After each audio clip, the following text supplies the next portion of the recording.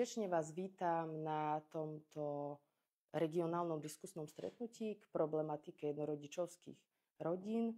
Ďakujem vám pekne, že ste si našli na toto stretnutie čas a ste teda prišli a môžeme tak spoločne rozprávať o osamelých rodinách a o našich skúsenostiach si tak pozdieľať vzájomne. A táto prezentácia je pripravená tak, že budem sa snažiť aj vás do toho trošku zapojiť, že máme síce bod v programe ako diskusiu, ale budem rada, ak mi do toho aj budete nejako vstupovať a si tak pozdieľame vzájomne skúsenosti. A teda ešte som sa nepredstavila, som Veronika Kačmarová a som z jedného rodiča, logicky.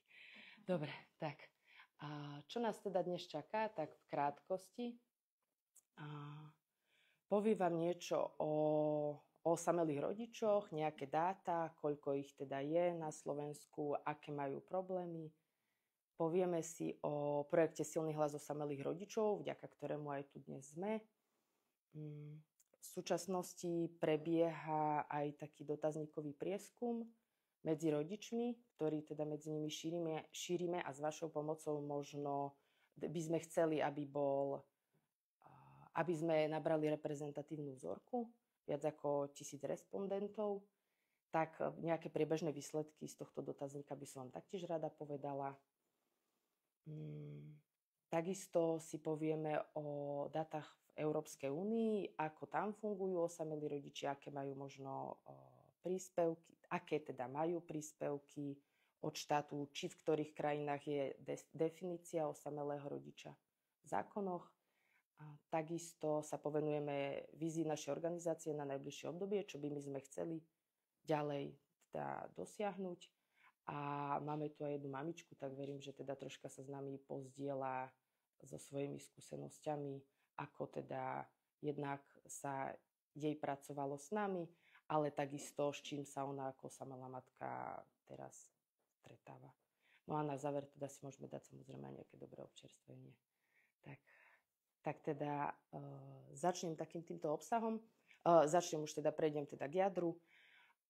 Otázka na vás. Čo si myslíte, koľko je na Slovensku jednorodičovských domácností?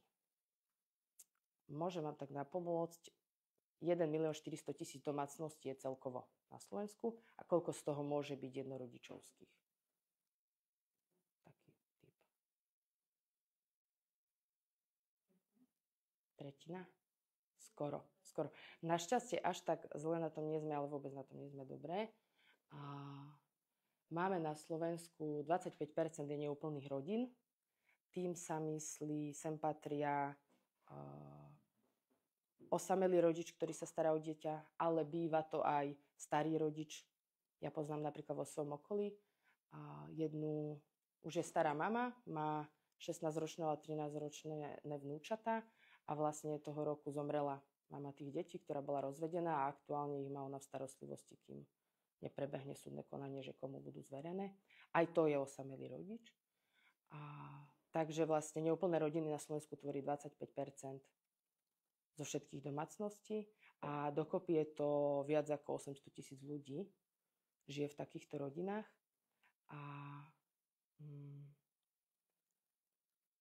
Z vašej skúsenosti, akú systémovú pomoc dostávajú osamelí rodičia od štátu? Žiadnu. No. A pritom je ich takmer toľko ako seniorov, je to naozaj veľká skupina. V roku 1961 sa robilo prvé ščítanie obyvateľstva a odvtedy je 6-násobný nárast domácností, kde sú deti zverené teda jednému rodičovi. A vidíme aj na tom grafe je vidieť naozaj, že za posledných 20-30 rokov to výrazne to stúpa a naozaj ten stav začína byť taký kritický. My sme si pozreli dáta, ktoré má štatistický úrad zo ščítania obyvateľov v tom 21. roku. A tam teda vidieť, že je takmer 15% osamelých otcov a naozaj aj naša skúsenosť poradenská, ktorú máme s rodičmi, je, že hlásia sa nám aj otcovia a potrebujú pomoc či s výchovou detí a sú to také rôzne prípady, napríklad muž, otec 4 detí ovdovel, alebo že matka odišla od malého dieťaťa, asi to teda aj z vašej praxe poznáte, a nechala toho otca s tým dieťaťom. A teda musím povedať, že tí otcovia sa snažia.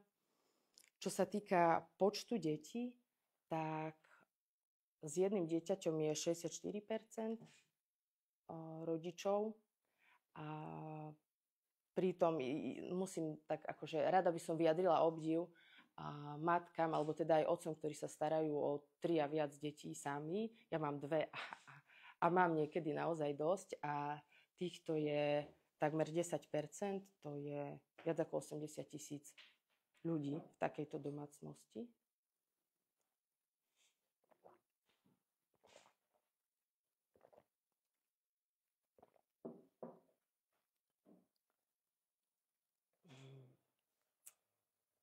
Toto je mapa, kde je najtmavšie okresy sú s najvyšším počtom domácností jednorodičovských rodín. A vidíme, že to je taký juh, hlavne kde nie je dobrá infraštruktúra, slabšie pracovné uplatnenie.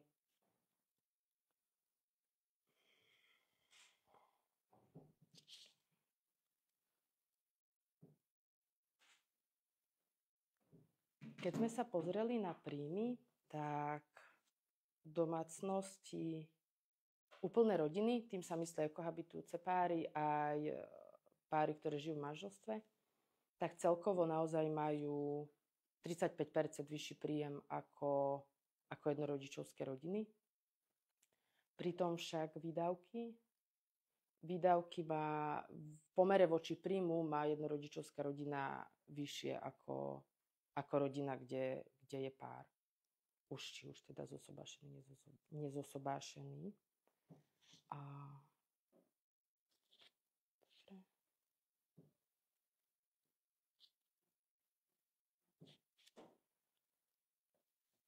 Vidíme, že teraz v poslednom období, ako začala inflácia, tak inak zvláda výdavky rodina, ktorá je úplná, a inak rodina osamelého rodiča. Výdavky v jednorodičovskej rodine sú naozaj vysoké. A tu mám aj takú otázku na vás, že aká je podľa vás výška príjmu v jednorodičovskej rodine z vašej skúsenosti?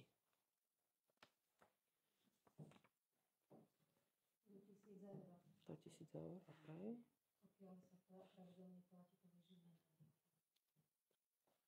Dobre, niekto má inú skúsenosť?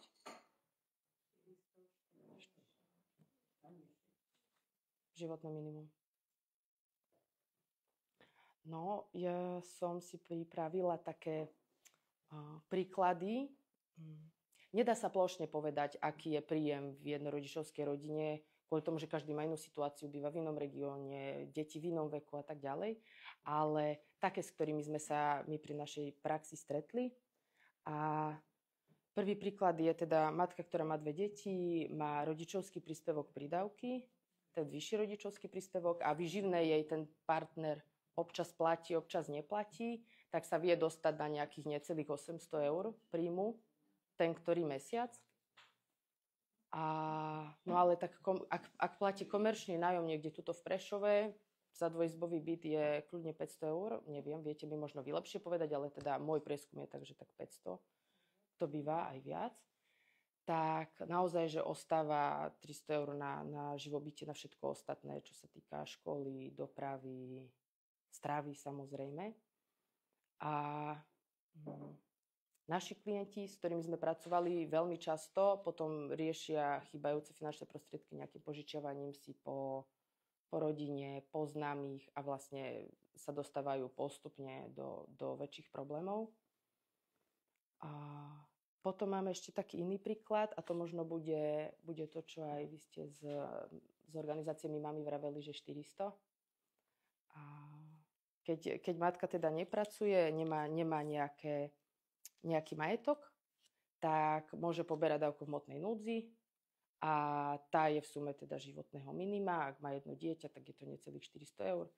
A keď býva v nejakom krízovom centre alebo v nejakej garzónke, naozaj ostáva 200 eur na to mesačné živobytie, niekedy aj menej. A teda o šetrení alebo tvorení nejakej rezervy a úsporách naozaj, že v týchto typoch rodín nemôže byť reč.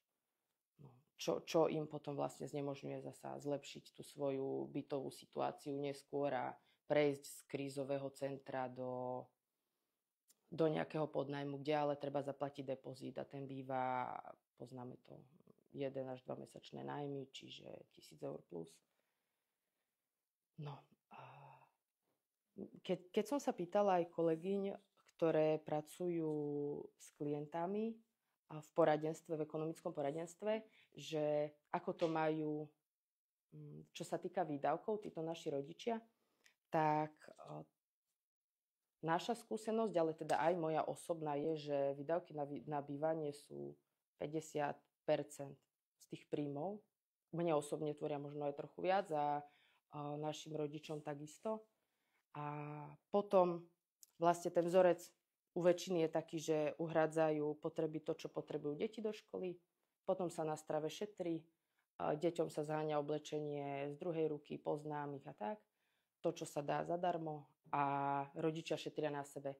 A tam potom prichádza k problémom, lebo jednak šetria na ušatení, na obuvi a nestarajú sa o svoje zdravie, nechodia na zubné ošetrenie, k lekárom, na vyšetrenia a potom samozrejme, a už vôbec nemôže byť reč o nejakom relaxe, psychohygiene a tak, lebo na to ten rodič nemá čas, keď je stále v tom kolobehu starostlivosti o deti. Napríklad, keď aj veľmi veľa našich rodičov býva inde, ako majú svojich rodičov, akože babky, detkov, aby vedeli občasne postražiť krstnú a tak, že naozaj sú na to sami, že nemajú nejaké také podporné prostredie okolo, čo by občas vedeli trošku dopriať nejaký čas pre seba, hoď len prechádzku. A pritom ono to pomáha, ten človek to potrebuje, každý z nás to potrebuje. Dobre. Keď sme sa pozerali na príklad otca, tak osamelý otec vie, naša skúsenosť je, že častejšie osamelý otec lepšie ekonomicky zabezpečí rodinu, lebo pracuje ako živnostník alebo v nejakých v stavebnom odvetví alebo nejakým spôsobom manuálne, kde je tá práca lepšie ohodnotená.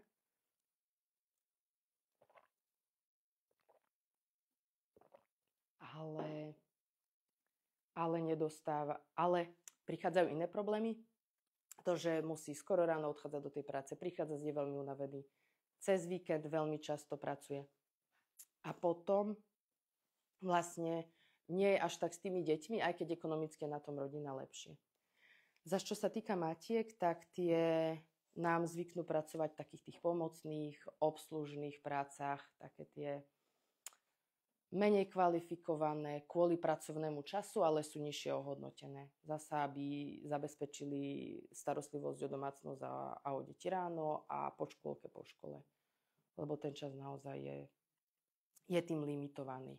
A potom sa stretávajú s tým, že buď pracujú na skratený úväzok, na dohodu, alebo ako býva. Toto by ma aj zaujímalo od vás, či sa stretávate s nezazmluvnenou prácou, že vaši klienti takto robia. Tu vidím, že my mami aj tak prikyvujú, tak poviete nám aj niečo o tom?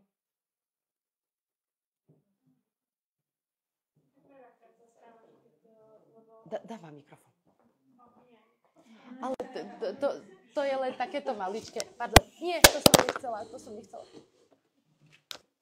Mne sa tá pedička špikla. Dobre, tak to nejako jemne. Hádam, áno. Veľakrát sú to, u nás s našimi klientkami sú veľakrát ženy, ktoré majú deti malé, čiže buď sa nevedia zamestnať, lebo sú vlastne na tom rodičovskom príspevku, čiže ten príjem je ohraničený len na toto. plus prídavky na deti. A potom, keď sa zamestnajú, tak vlastne veľakrát sa stáva to, že tú dohodu nedostanú alebo žiadne papiere nedostanú. Trošku popracujú a potom vlastne nepracujú ďalej, že si nájdu tam niekoho iného v práci.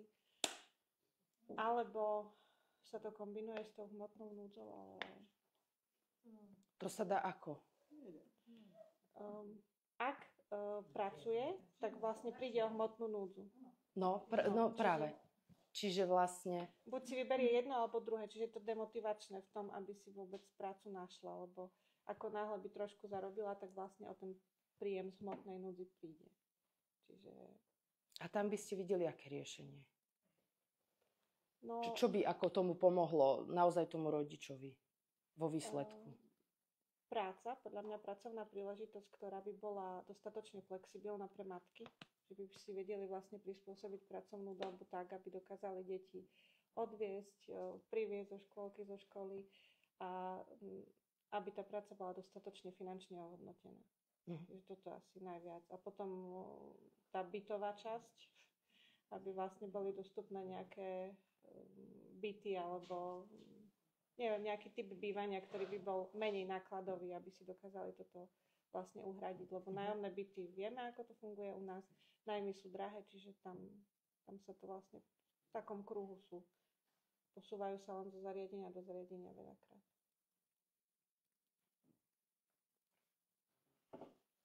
Vezme mikrofón. Ak niekto má ešte niečo, čo by... Mne k tomu napadá nejaký...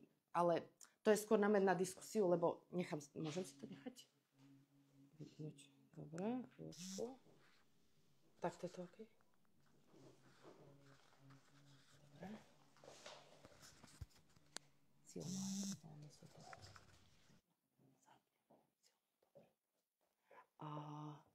Lebo mne k tomu napadá nejaká úprava dávky v hmotnej núdzi, ale to vy ste tak viac v praxi.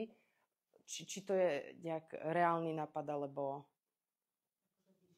Nemyslím vyššiu, skôr len, aby...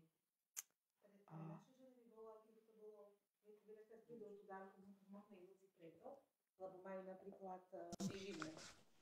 A tým pádom im nevychádza. A je to možno pár eur, kvôli ktorým nedostanú tú dávku hmotnej núdzi a tým pádom majú malú sumu na to, aby zaplatili všetko, čo majú zaplatiť. Hej.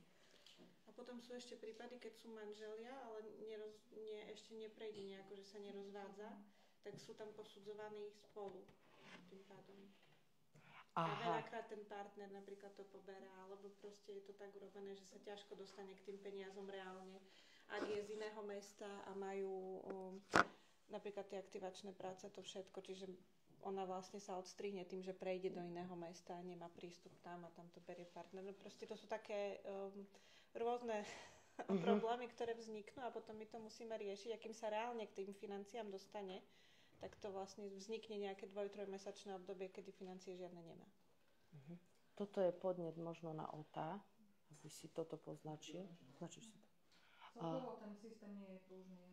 Sú otcovia, ktorí poberajú prídavok na dieťa a mama sa k nemu nedokáže ani dostať. A úradníčka to podporí tým, že ale on musí prísť a ukončiť to. Ale on nepríde, veď, ktorý otec sa zdá peňazí. A ja si myslím, že by mohla byť aj osobitná dávka na preklenutie ťažkej situácie, kým dojde k rozvodu. Tak ako sa chystá napríklad, že príspevok na bývanie bude nie v hmotnej núdzi, ale bude osobitne a bude posudzovaný potom aj nejakým spôsobom na základe individuálnych potrieb. Ale to, čo je problémom v štáte, že všetko dlho trvá. Naozaj tá mama sa nevie dostať tým peniazom. A tak, ako hovorili kolegynky z Mimám, je to o tom, že oni sa odstrihnú. Teraz musia sa prihlásiť niekde na prechodný pobyt, aby si mohli preniesť celú agendu z iného mesta, tam, kde sú aktuálne a začať si vybavovať veci, čo je pre tú mamu, ktorá má kopec problémov, tak finančne náročné, časovo náročné, stará sa o deti a stále nepostihujeme otcov alebo mamy, ktoré sa nestarajú. Hej? Ten druhý rodič je na 24-hodinovej službe a tento štát naozaj nepostihuje nestarajúceho sa rodiča, ktorý ešte aj poberá neoprávnene dávky. Že skôr je to o tom, že dlho sú tie lehoty, ako keby aj zo štátu. Tak kto s tým vie niečo robiť, je to podnet, ale je to o tom, že je to taký časovo náročný, taký začarovaný kruh.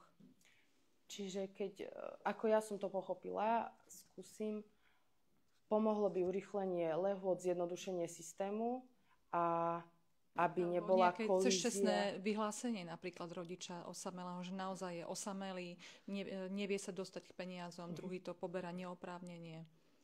Možno, ja viem, že sa to potom dá aj zneužívať, ale ten, kto to naozaj potrebuje, sa k tomu nevie dostať. Ďakujem. Asi to vezmem. Keď niekto ešte máte niečo, tak kľudne. Ešte mi napadla k tomu jedna vec v súvislosti s tou dávkou v hmotnej núdzi. Ak by nebola kolízia s výživným, toto by asi dávalo vám logiku v praxi? Že sa nebude znižovať dávka v hmotnej núdzi o sumu výživného? Dobre.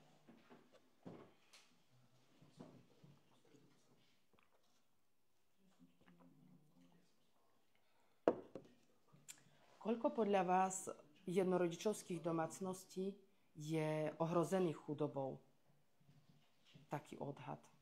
Možno percentuálne. 80%? Fíha, dobre. Tak to už naozaj... Je to 50, čo je aj tak zlé. Ale možno to je vaša skúsenosť. Možno vaša skúsenosť je taká, že to až z tých vašich prípadov...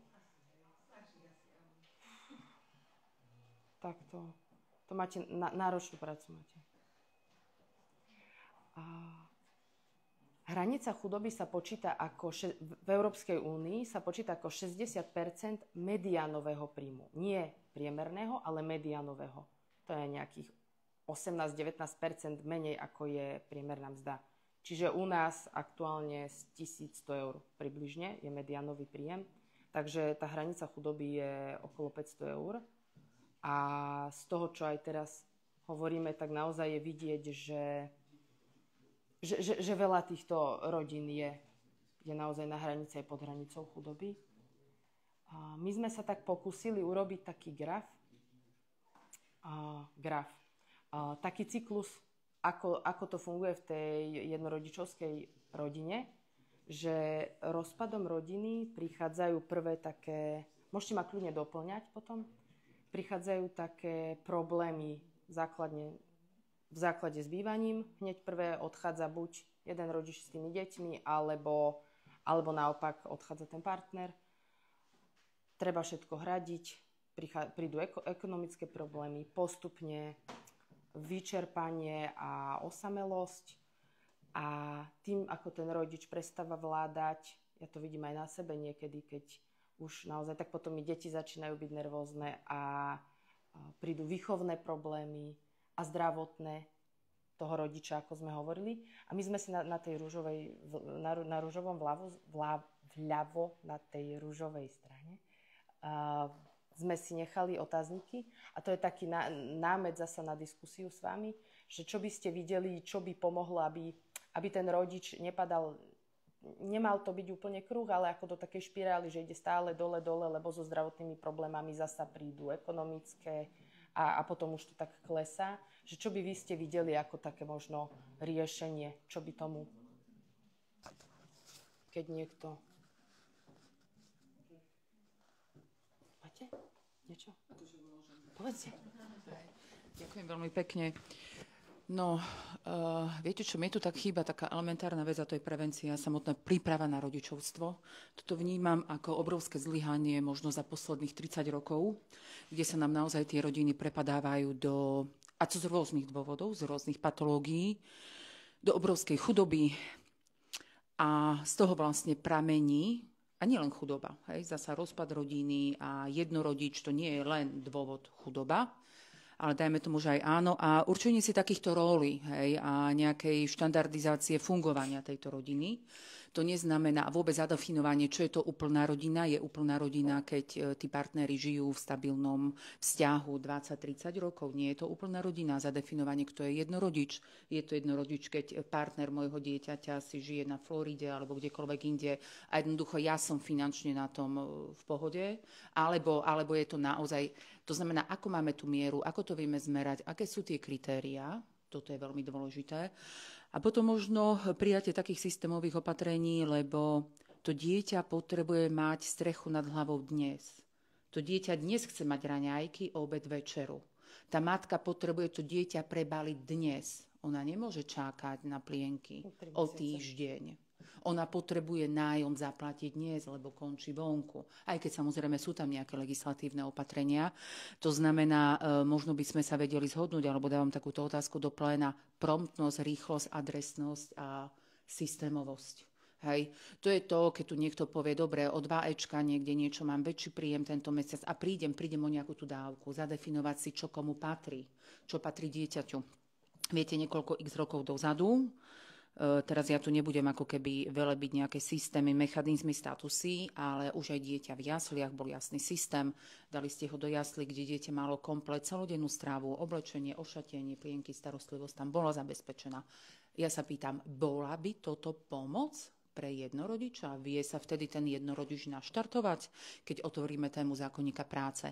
Ako vieme zvýšiť ochranu jednorodičov? Hej?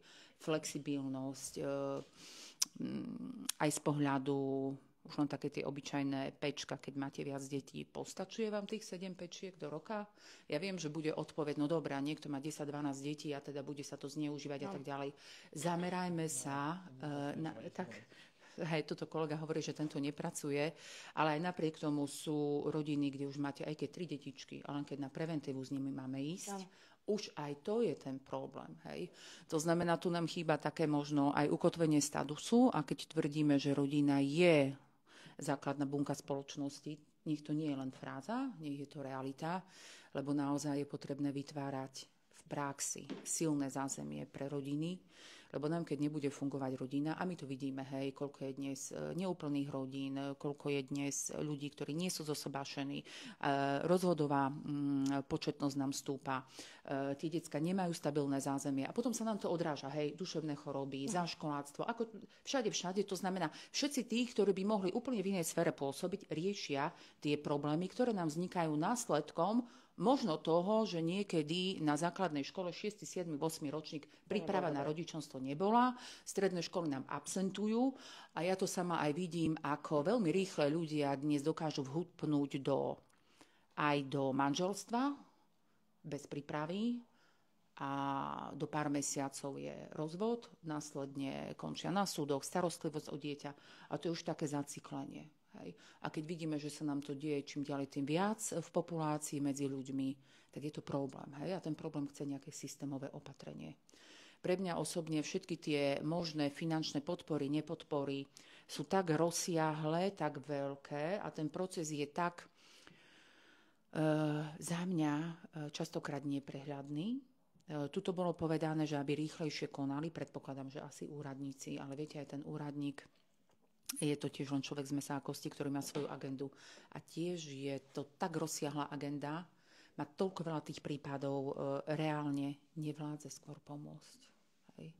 Takže možno aj tuto, keď sme hovorili spolu s kolegom o tom, možno urobiť taký monitor, kde by boli čísla, dáta, počty a vedeli by sme sa aj niečo oprieť o konkrétne prípady, kde možno naozaj, keby sa zavedlo nejaké systémové opatrenie, tak by to pomohlo všetkým. Ďakujem veľmi pekne.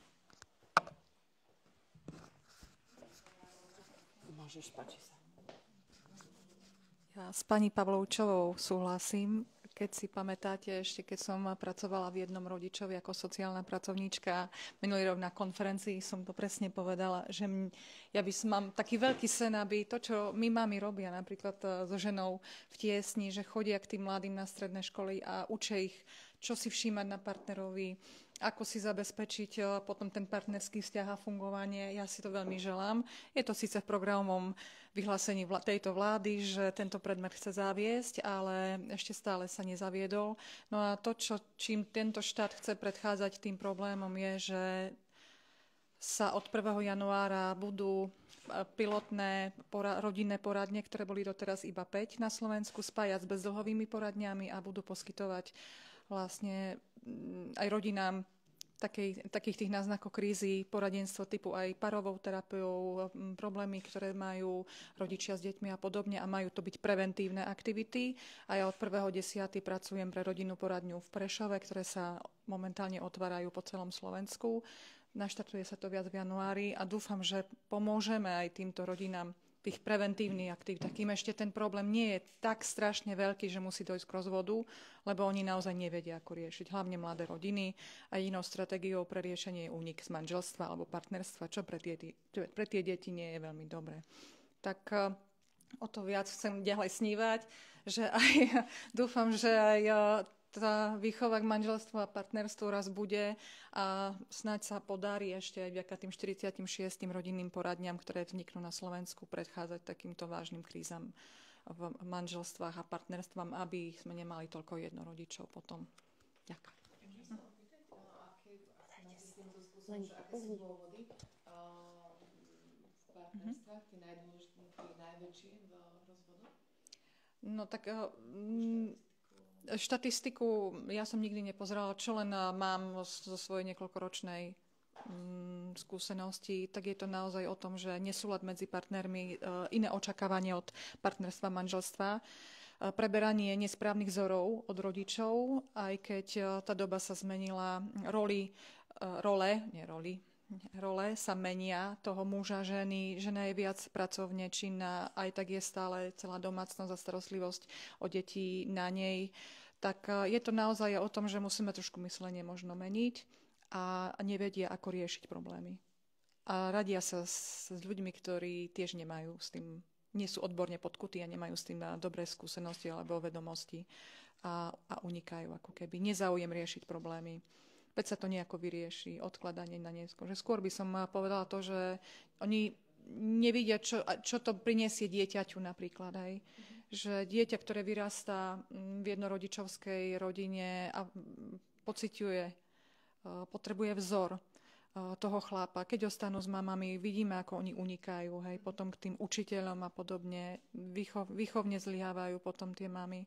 Že naozaj asi dať také svetielko, že myslíte aj na deti. Áno, vám je ťažko, ale myslíte, čo to prinesie aj pre to dieťa, keď tam už dieťa je. A ja by som chcela povedať skúsenosť dobrého aniela. Tiež to nemám štatisticky nejak podložené, ale komunikujeme s rodinami a práve tie mamy, ktoré sú jednorodičky, tak povedala by som, že odhadovo nejakých 90% dôvodov, prečo ich opustí muž, je ťažko choré dieťa. A preto sa pýtam, aká je tá vízia tejto konzultácie alebo prevencie, keď ako keby, že dochádza aj k takýmto problémom a jednoducho sú to životné situácie, ktoré asi hodnotovo súvisia z toho daného otca. A za mňa celkovo muži menej zvládajú stres a zaťažové situácie. A jedno z aktivít je aj taký ako keby coaching, hej, alebo aj naučenie sa možno stratégiám na zvládanie zaťažových situácií. A musím povedať, že toto je najhoršie pre ženy, keď sa narodí zdravotne znevýhodnené dieťa, na ňu je o 100% naložené viac a vtedy ju partner ešte aj opustí. Čiže ona ani nestihne odsmútiť nejakú stratu, že je ostala sama, ale ide v tých otáčkach vysokých a nemá čas na seba a ošetriť sa a jednoducho bojuje zo všetkých síl, len aby tomu dieťaťu bolo dobre. Čiže dá sa a riešiť aj mužov, posilňovať ich, len musí prísť. A väčšina nechce, hej. Veď keď si pozrieme počet samovrážd, veď je to 80% mužov a len ženy sú nejakých necelých 20%. Oni naozaj nezvládajú zaťažové situácie. Chcem povedať, že všetci, ale ženy sú odolnejšie voči takýmto životným výzvam a ideme a riešime. Oni skôr sa asi do seba trošku utiahnu a ľutujú sa. Tak posilniť ich. Ale musia chcieť. Bez toho to nepôjde. Môžem nadviazať. Môžete. Ja sa predstavím krátko. Som zamestnaneckej katolíckej charity sociálneho centra tu v Prešove. My aktuálne, včera sme to akorát s kolegyňou počítali, máme 22 jednorodičov, z toho aktívne pracujeme s 18. Ako vidím, my takisto máme prijímateľov možno niekedy aj spoločných, my mami Dorka. Nám ako Charite ide o to vytvoriť akúsi sieť pomoci. Zrovna včera som riešila taký prípad, kde týraná žena, ktorá zažila týranie, bola zase vrátená do toho prostredia.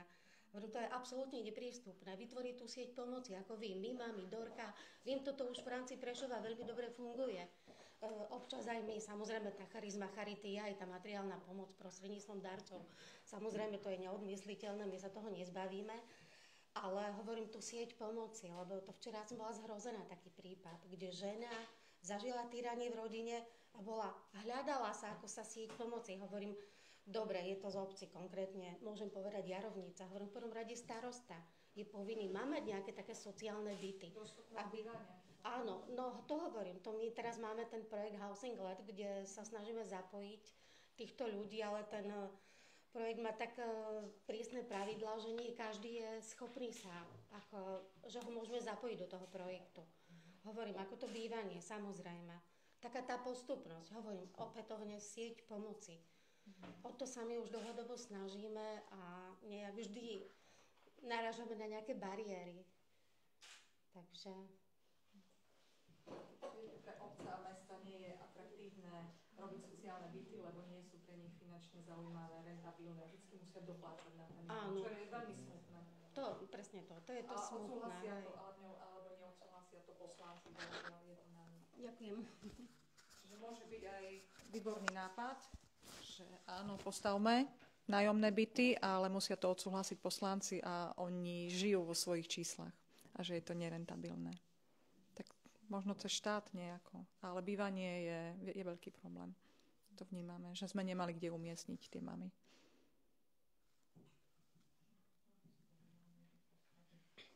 Chceš o to reagovať? Lebo si sa tak... Dobre. Tak ja by som teda... Áno, nech sa páči. Ja som z CVIčka, to je Centrum včasnej intervencie, tak ma to zaujalo, že 90% Modrý aniel. Ja nie som dlho, ale to som si zatiaľ všimla, že bývajú u starých rodičov, hej. A keď... Hej. No keď nie sú... Jasne, hej, no. Ale je to problematické často, no.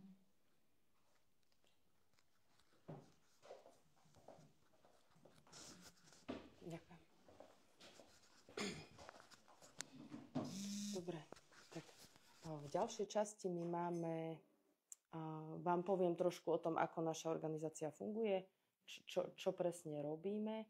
Tak poskytujeme poradenstvo osamelým rodičom. Oni k nám prichádzajú cez web stránku, kde si vyplňajú takú žiadosť o pomoc, popíšu, aké majú problémy, aby potom sociálny pracovník vedel identifikovať, čo by s tým klientom následne sa dalo robiť a čo by teda potreboval. Aktuálne máme viac ako 4 000 žiadateľov, pričom naozaj nemáme kapacitu personálnu to pokryť a tie žiadosti každý deň teda pribúdajú. Priemerný náš žiadateľ je 39-ročná žena, ktorá má 2,3 dieťaťa, to je štatistika naša z týchto čísel. A my sa vlastne snažíme, poskytujeme poradenstvo právne, kariérne, ekonomické, psychologické a životný coaching, ale tam je v tom celom dôležitý sociálny pracovník, ktorý je taký manažer rodiny a on prideľuje v úvodzovkách podľa potreby toho klienta, tak na spoločných intervíziách plánujú ďalšiu prácu s klientom, ale našim cieľom je celý ten program, trvá rok a my chceme, aby ten klient bol uschopnený sám po tom roku, si vedel sám pomôcť. Je to taká pomoc, akože nechceme, aby oni sa stali na nás závislými, aby boli prijímatelia, ale naozaj, že po tom roku nadobudli také zručnosti, schopnosti, aby vedeli ľahšie zvládať tú svoju naozaj tú záťaž, ktorú majú. A počas toho roka si niektoré problémy aj vyriešili.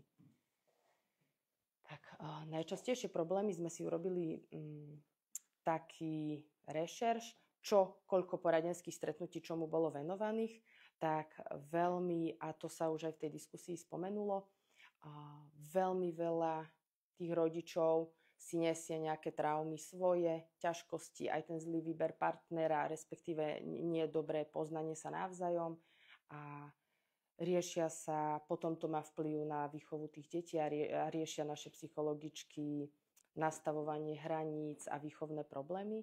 Tam napríklad, taký príklad, 16-ročné dievča ostali teda s mamou same a bola zaškolačka a potom postupne s prácou s tou našou psychologičkou tak sa trošku tak upravil ten vzťah medzi matkou a dcérou a aj tá dochádzka sa zlepšila, tak našli si taký vzájomný spôsob fungovania. Potom veľa stretnutí riešime ohľadne zdravia tých rodičov a vyčerpanie, aj také ako tu bývalá kolegynka Lenka spomenula, že ten rodič sa potrebuje ošetriť v tom svojom probléme a odsmutiť si nejakú stratu aj partnera alebo to čím prechádza, tak nejak spracovať.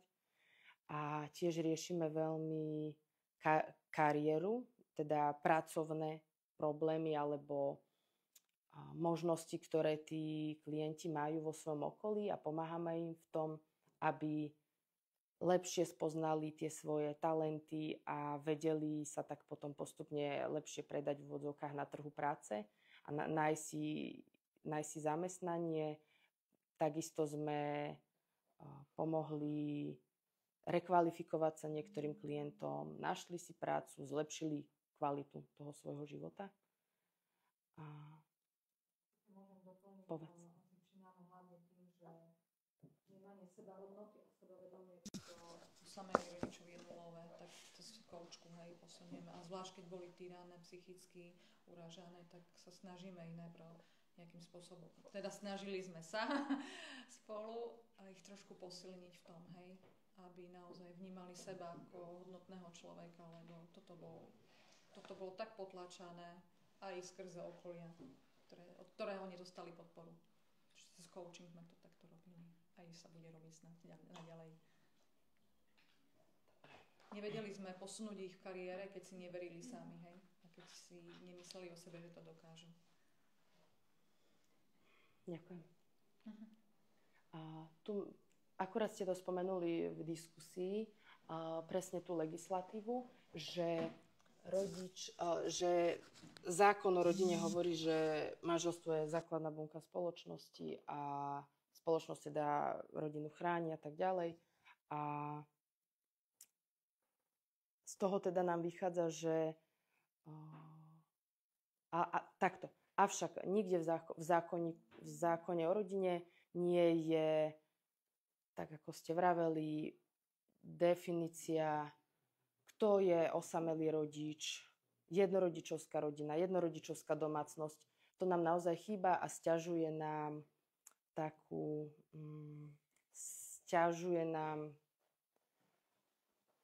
advokáciu, aby my sme naozaj ako organizácie, aj tu, čo sme pomáhajúce, aby sme vedeli tak lepšie pomôcť tým klientom. Aktuálne máme informáciu, že sa pripravuje reforma financovania sociálnych služieb a možno niekto o tom bude vedieť niečo aj viac, má doplniť, čo sa tam pripravuje, ale teda je otázka, že či sa budú v rámci tejto reformy tiež, či prídu nejaké možnosti na riešenia problémov rodín jednorodičovských. Neviem, či niekto by sa chcel zapojiť. Povedzte. Neviem, či som to zapla, má to byť zelené, ešte nie. No, pozrite sa, ako veď netreba vymýšľať niečo, čo už je dávno vymyslené, aké to funguje v zahraničí, hádam by to mohlo aj u nás. Tam je tá podpora intenzívnejšia, ale podstatne kratšia. Aj. Teraz bude možno trošku protirečiť, ale poviem realitu stav, aký je, na základe mojich mne dostupných informácií. Také, že finančná podpora materská 3 roky v takej výške, viete, v závere dňa, vo všetkej úcte, to môže len prehlbovať tú neistotu, nejasnosť, nízky príjem a problém jednorodiča ako takého. Takže tam je potrebné robiť tú intervenciu podstatne skôr. Lebo keď ten rodič má šancu počas tých 3 rokov sa dovzdelávať, prevzdelávať, pracovať, poviem, na svojej odbornosti, začať chodiť na nejaké to adaptačné obdobie, aspoň na 3-4 hodiny denne niekde do práce, mať nejaký pracovný návyk, mať nejaký pracovný proces. Ja ako matka môžem za seba povedať, samozrejme, to dieťa potrebujem niekde dať, uložiť ho do školského zariadenia, aby bolo v bezpečí, aby bolo v prostredí, kde ja vzadu nebudem musieť stále myslieť, a je to v poriadku, je to OK, čo sa udeje a potrebujem pre neho prísť. Ja na to musím mať finančné prostriedky, lebo za tú službu musím zaplatiť. To znamená, týchto opatrení je tam ďaleko viac, ale minimálne to, že ten jeden rodič dostane šancu byť v pracovnom procese, to jeho vie stabilizovať. Začne si viac veriť. Začne byť zaujímavý pre svoje okolie, pre svoju spoločnosť. Možno sa mu otvorí nejaká cesta, áno, tuto idem, alebo povie, nie, toto nie je tá oblasť, ale vždy mám šancu a čas sa ešte tomu venovať. Pretože čím viac to dieťa vlastne starne, dospieva, tým je ako keby potreba väčšieho objemu finančných prostriedkov, už keď nám nastúpi do školského prostredia, už je tam režim, pravidlo, systém. Takže možno aj toto je tá cesta viac intenzívne a cieľne pracovať s tými rodičmi, pokiaľ ešte majú akú takú stabilitu príjmu, až sú na materskej. A ja si znovu dovolím otvoriť aj otázku stabilizácie rodín. To je to, netvrdím, že to je tá cesta, ale niekedy dávno boli temer bežné viacgeneračné rodiny. Jednoducho v tých rodinných domoch, ja viem, že žili v jednej izbe, ale ten starý rodič vedel dohliadnúť na to dieťa. Tá matka vedela odísť, ten otec vedel odísť niekde. To znamená, nám musí fungovať rodina. Pre mňa je veľmi ťažké, keď dieťa má nejaký zdravotný problém, potrebuje. A teraz poviem len také obyčajné vírusové ochorenie. A tá matka nemá finančné prostriedky na to, aby kúpila kvapky do nosa pre svoje dieťa. Viete, toto je veľmi zlé. Aj keď ide na to ošetrenie, aj keď ten lekár predpíše, a to sa bavíme o sume 5-6 eur. Hej? Takže toto z môjho uhla pohľadu je problém. Treba otvoriť možno aj tému dostupnosti. A nielen dostupnosti zdravotnej starostlivosti, lebo tá dostupnosť je, ale aplikácie liečby. Hej? Lebo toto nám častokrát zlyháva. No a samozrejme v neposlednom rade vždy a stále prevencia. Viete, nie je ľahká situácia, ak nám ostane, a z rôznych dôvodov, na ulici matka s 2, 3, 4 deťmi a po tom čase tam vlastne pribudne ďalšie dieťa do rodiny. Dieťa je dar, to je veľká radosť, ale je to aj obrovská miera zodpovednosti. Lebo tomu dieťaťu, a to nie sú len financie, to chce aj čas. A ten jeden rodič má toho času tak žalostne málo na to, čo má naložené na pleciach, ako je problém, aby to sám potiahol.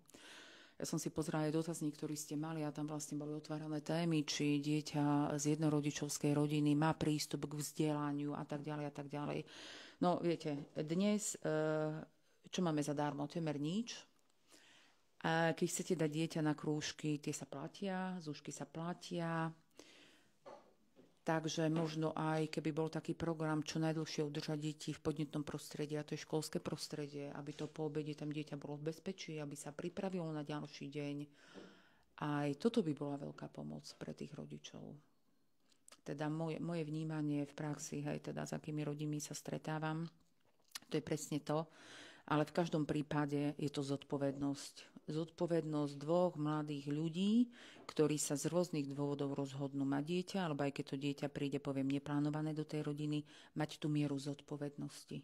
Toto je veľmi dôležité, aby si to uvedomovalo aj širšie okolie, a to je tá edukácia. Hej. Vysvetľovať nie len právo, ale mieru zodpovednosti za výchovu rodiny, dieťaťa, za stabilizáciu rodiny. Lebo ten život, ktorý majú pred sebou, potrebujú mať bývanie, zdravotníctvo, školstvo, vzdelávanie, a tam je to zlyhávanie. Ďakujem pekne. Ďakujem. Chce niekto reagovať?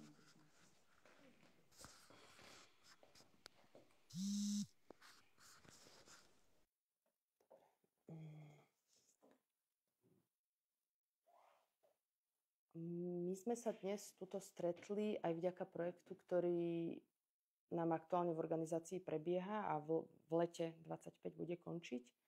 A tento projekt má za cieľ zvýšiť povedomie o problematike jednorodičovských domácností, takisto zvýšiť účasť osamelých rodičov na tej celej diskusii o ich postavení, o tom, aké majú potreby, aby o tom boli schopní komunikovať. Takisto zapojiť špecialistov, čo ste vlastne vy, zo štátnej verejnej správy mimovládneho sektora a získať a spracovať dáta od rodičov a teda postupne sme vytvorili aj dotazník pre vás, pre špecialistov a na záver vytvoriť strategický dokument s odporúčaniami pre Národnú radu, ktorý následne chceme odprezentovať. A my sme pripravili ten dotazník pre osamelých rodičov. Aktuálne má okolo 500 respondentov ho vyplnilo. S vašou pomocou by sme chceli teda dosiahnuť tú reprezentatívnu vzorku aspoň 1000. Teraz vám predstavím priebežné dáta, ktoré sú ku koncu septembra, čo nám teda zatiaľ vychádza. Väčšina nám teda vyplnila dotazník žien, sú vo veku, polovica z nich je vo veku 40 až 49 rokov a najviac z Bratislavského kraja, ale teda ostatné kraje sú rozložené rovnomerne. Pýtali sme sa rôzne otázky z hľadiska kariéry a pracovného uplatnenia. Naozaj 40% zažíva znevýhodňovanie, 50% pri prijímaní do zamestnania takisto. Pričom však 3/4 z opýtaných má záujem zapojiť sa do programu sprevádzania po rozpade rodiny. Pýtali sme sa takisto na príspevky, čo by najviac potrebovali z hľadiska financií, tak je vidieť, že naozaj, že to bývanie je také najvypuklejšie.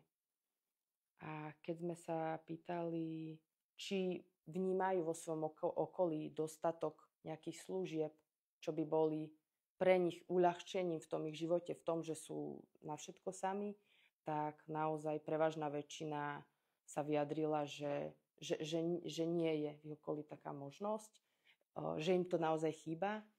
My máme skúsenosť napríklad, že rodičia, s ktorými sme pracovali a pracujeme, tak mnohí odkladajú plánované hospitalizácie, lebo nemajú ako si zabezpečiť stráženie pre tie deti. A neviem, možno aj vy máte nejakú takúto podobnú skúsenosť. Tak by som prešla ďalej. Pozreli sme sa aj na dáta v Európe. V Európe je 200 miliónov domácností, z toho takmer 12% je jednorodičovských, pričom u nás je teda 25% domácností jednorodičovských. Čo si myslíte, ako sú na tom Česi? Taký váš odhad. Česi sú na úrovni Európskej únie, tých 12% majú neúplných rodín. Pobaltské krajiny majú dokonca viac ako my. Ešte som to nezapla, pardon. No, tak ja sa vás teda chcem opýtať, v rámci krajín Európskej únie, aká je podpora? Konkrétne potrebujem vedieť. Prídeme k tomu. Tých jednorodičovských domácností. Prídeme k tomu. Ďakujem.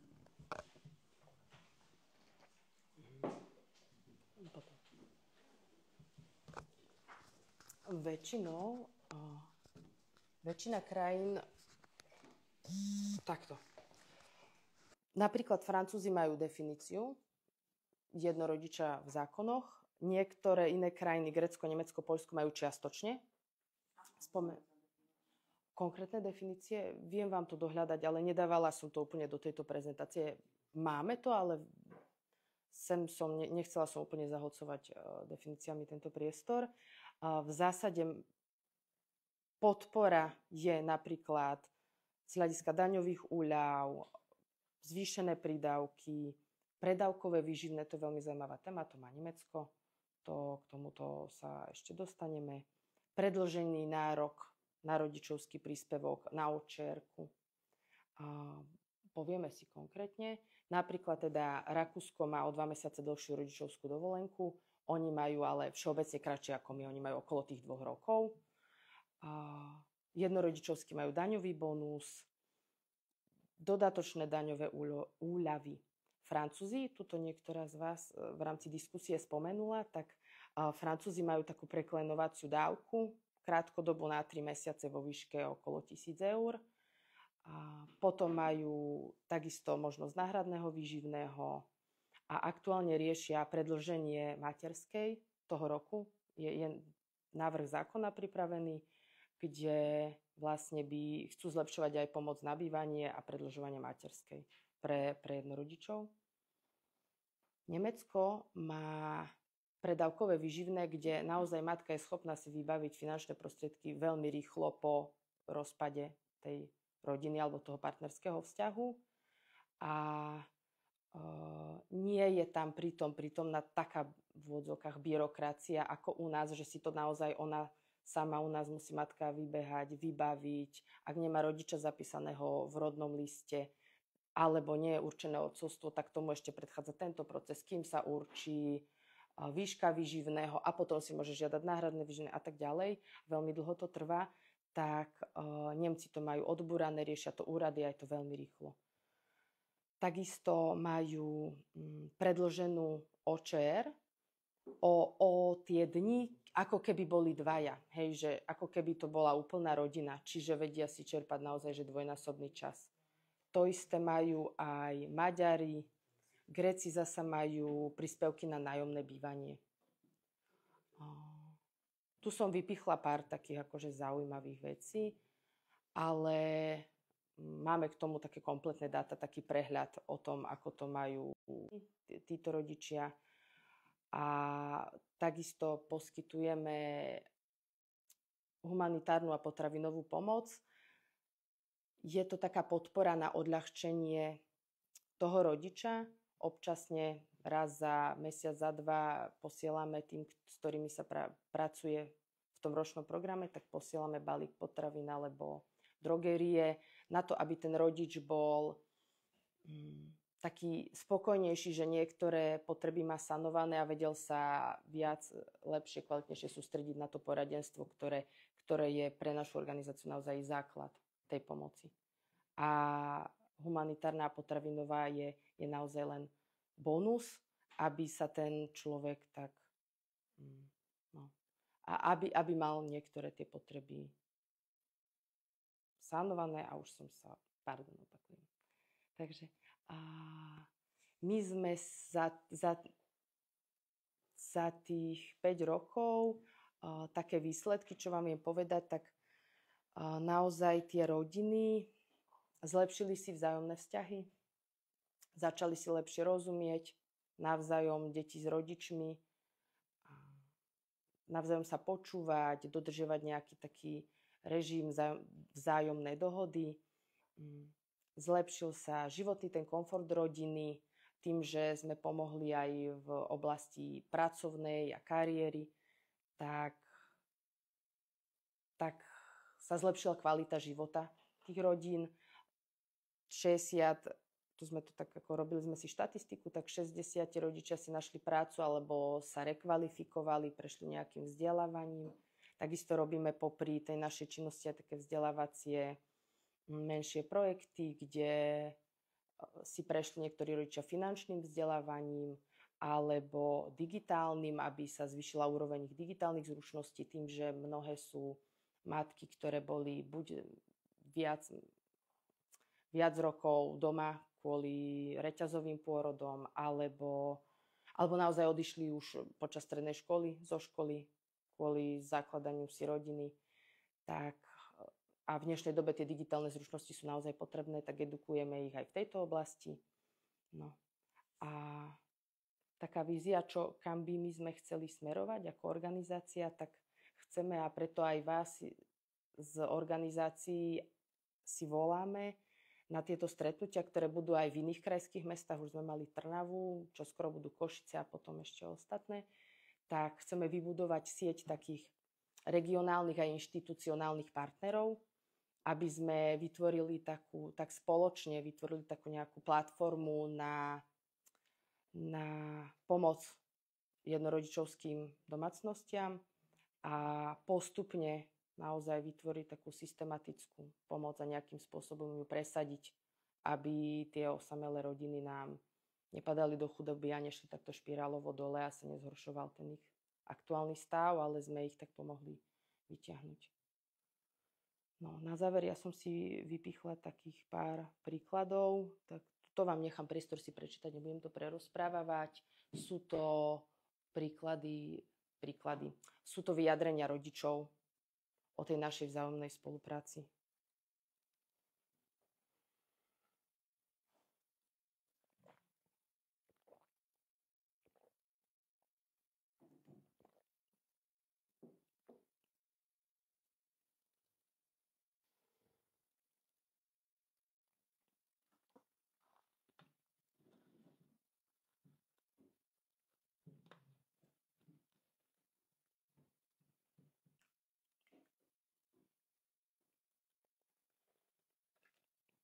Môžem ďalej?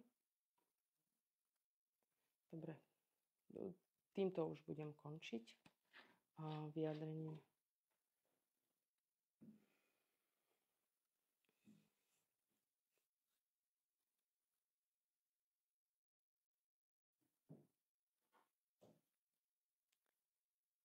Stretávame sa naozaj s rôznymi osudmi týchto rodičov a vidíme, že naša práca má zmysel a preto sme naozaj aj radi, že ste prišli a ste si nás vypočuli.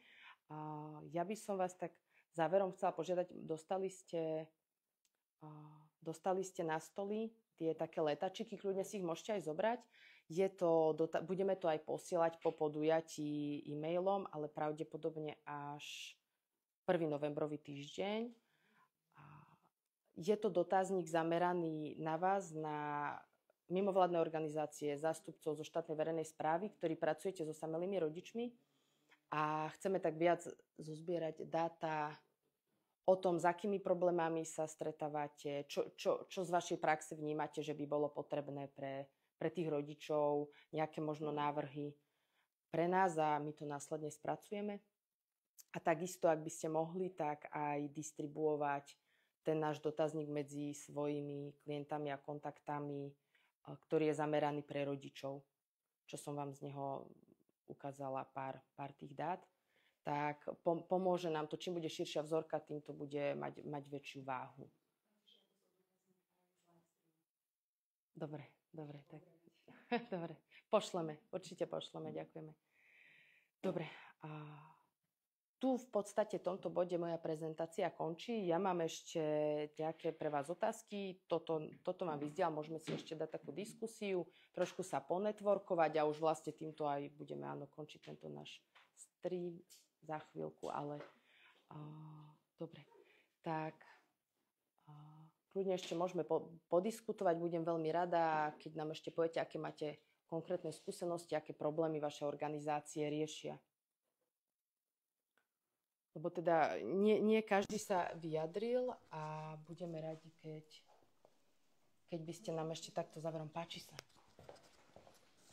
Ďakujeme veľmi pekne, čo robíte za vašu prácu neziskovej organizácie, lebo toto neodznelo, takže ďakujeme za vašu podporu, za vaše výsledky. Chcela by som sa opýtať, vy ste nám odprezentovali nejaké čísla, vašu prácu a z tých finančných záležitostí, čo sa týka pomoci rodín, budete pripravať možno nejakú výzvu alebo spracujete možno aj tieto informácie nejakým spôsobom, by sa to dostalo možno ku kompetentným, alebo aká je vaša predstava, čo s týmito informáciami ďalej budete robiť? Akú výzvu máte na mysli? Možno nejakých kompetentných, čiže na inštitúcie, ktoré majú moc ovplyvniť to, o čom sme sa dnes ako by som povedala, tak posledné mesiace sa intenzívne snažíme stretnúť napríklad s ministrom práce a zatiaľ bezúspešne.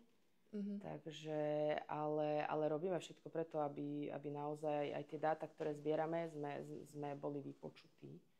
Tak, a preto sa aj snažíme zapojiť ako vás aj z iných organizácií, aby naše slovo nabralo takú väčšiu váhu. Čiže ste neuvažovali možno nejako sa spojiť s viacerými organizáciami, aby sme dali tie spoločné skúsenosti? Áno, uvažovala. Áno, super. Áno, okay, áno, tak veľmi radi sa zapojíme. Práve preto, ako sa realizujú tieto stretnutia, aby sme sa zosieťovali, lepšie možno spoznali tú prácu našu navzájom a budem s vami určite v kontakte, takže zatiaľ e-mail máte, budem vám posielať tieto naše dotazníky, verím, že nejaké svoje odpovede a postupne by sme sa mohli aj častejšie stretávať. Lebo tá naša skúsenosť je zase veľmi špecifická. Ide o rodiny, kde je ťažko choré dieťa. Áno.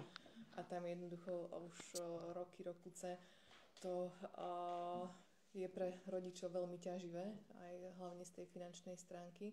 Takže budeme vďační, ak aj spoločne vieme vytvoriť nejakú výzvu. Ďakujem.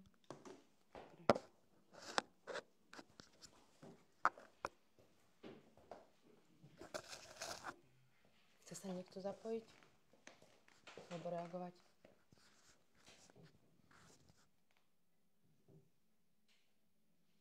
Mňa by zaujímalo, aké problémy naozaj najčastejšie riešite vo vašich organizáciách s klientami, ktorí sú osamelí rodičia.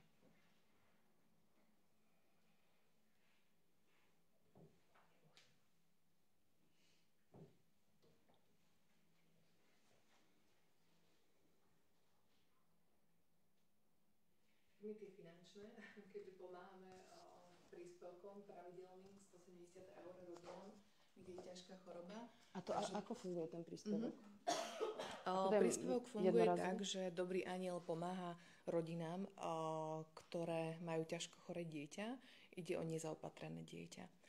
A u jednorodičov je to v podstate u nás nejakých 700 rodín, sú samoživitelia z 2700 rodín, ktorým pomáhame každý mesiac. Každý mesiac im posielame príspevok vo výške približne 170 eur. Takže dokážu si pokryť aspoň nejaké základné náklady na cestu k lekárovi, na nákup nejakých vitamínov, doplatkov za lieky, zdravotné pomôcky a podobne. Minulý rok sme si robili prieskum, taký širší medzi rodinami z Dobrého anjela, a tam v podstate nám povedala tretina rodín, že ich náklady na starostlivosť o ťažko choré dieťa je vyššie ako 300 eur mesačne. Takže naozaj, keď sa pozrieme na toho samarodiča, ktorý má 600 eur opatrovateľský príspevok, a len z tých 600 eur má zaplatiť povedzme tých 300 eur na zdravotné pomôcky, vitamíny a tak ďalej, tak naozaj je to nedostačujúce. Takže bohužiaľ my by sme radi pomohli viac. Aktuálne pomáhame tým príspevkom 170 eur a je to len vďaka dobrým ľuďom, ktorí nám posielajú pomoc každý mesiac. Takže takto funguje naša pomoc.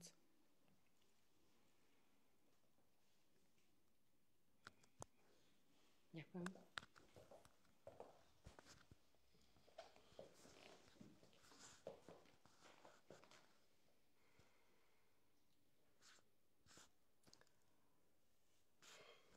Ešte niekto by sa rád zúčastnil diskusie? Zapojil?